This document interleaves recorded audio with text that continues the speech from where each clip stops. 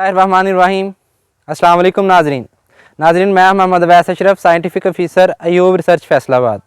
नाजरीन, इस वीडियो के लिए हम आपको बताएंगे कि जो कमाद है वो 4 फीट पे काश करना चाहिए या 2.5 फीट पे काश करना चाहिए।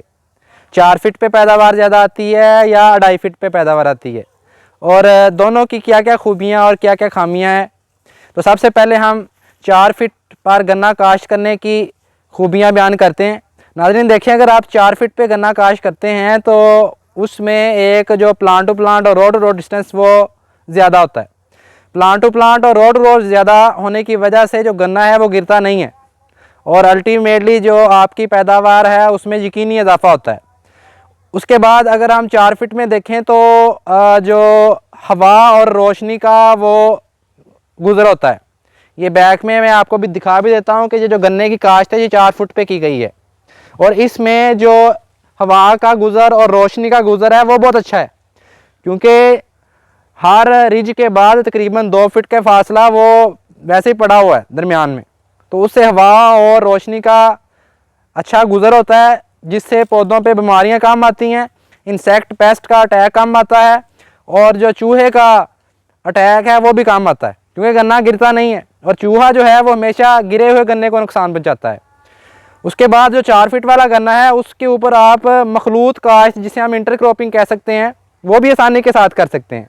देखिए, अगर आप सितंबर काश्त में 4 फीट लगाते हैं तो उसमें आप सरसों की इंटरक्रॉपिंग कर सकते हैं। इसके बाद अगर आप फरवरी काश्त जो 4 फीट लगाते हैं तो उसमें आप जो मकई है उसकी इंटरक्रॉपिंग कर सकते हैं, जो चारे के लिए हम लगाते हैं। तो 4 फीट पे आप आसानी के साथ इंटरक्रॉपिंग कर सकते हैं। इसके बाद 4 फीट पे हमारे पास 55 खेलियाँ बनती हैं टोटल। तो 55 खेलियों में जो पानी है वो भी कम इस्तेमाल होता है एज़ कम्पेयर टू 2.5 फीट, क्योंकि 2.5 फीट में हमारे पास 88 खेलियाँ बनती हैं, और 4 फीट में खादों का जो इस्तेमाल है वो भी कम होता है, क्योंकि खेलियाँ कम बनेंगी और खाद कम इस्तेमाल होगी एज़ कम्पेयर टू 2.5 फीट, क्योंकि 88 खेलियाँ होती हैं और पूरे खेत में आपको खाद डालना पड़ती है।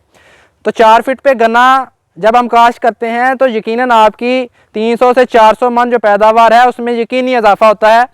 अब हम आपको दूसरी तरफ लेके जाएंगे 2.5 फीट वाला गन्ना, तो उसमें क्या क्या खामियां हैं और किस वजह से उसकी जो पैदावार है वो कम आती है, और वो 2.5 फीट वाला जो गन्ना है वो आपको कब लगाना चाहिए। नाज़रीन, अब आपको बताएंगे कि जो 2.5 फीट पे हम गन्ना लगाते हैं उसकी पैदावार कम क्यों आती है।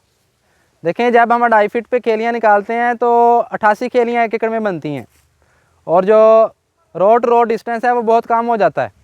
अब रोड डिस्टेंस कम होने की वजह से जब गन्ना मैच्योर होता है और उसको आखिरी पानी और खाद हम डालते हैं तो वो गिर जाता है, और गिरने की वजह से जो इंसेक्ट पेस्ट और चूहे का अटैक उस पर बढ़ जाता है, तो जिससे यकीनी पैदावार में कमी आती है। इस वीडियो में हम आपको दिखा भी देते हैं कि ये गन्ना तकरीबन सितंबर के आखिर में गिर गया था, और गिरने की वजह यही थी कि आखिरी जब ये मैच्योर हो गया था तो पानी लगाने पे ये हवा चली और हवा की वजह से गिर गया, और इस गिरे हुए गन्ने के ऊपर इंसेक्ट पेस्ट का अटैक भी बढ़ गया है, चूहे का अटैक भी आ गया है, तो जिसके वजह से इसकी पैदावार में कमी वाक़या होगी।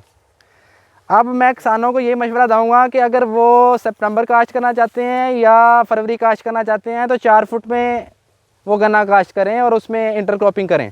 लेकिन अगर उन्होंने अप्रैल मई में गन्ना काश्त करना है तो फिर वो 2.5 फीट पे आएँ, क्योंकि हमें प्लांट पॉपुलेशन ज़्यादा चाहिए और टाइम कम होता है अप्रैल मई में, तो इससे हमें हमारी जो 2.5 फीट वाली फसल है वो उसमें पैदावार में इजाफा हो सकता है। शुक्रिया।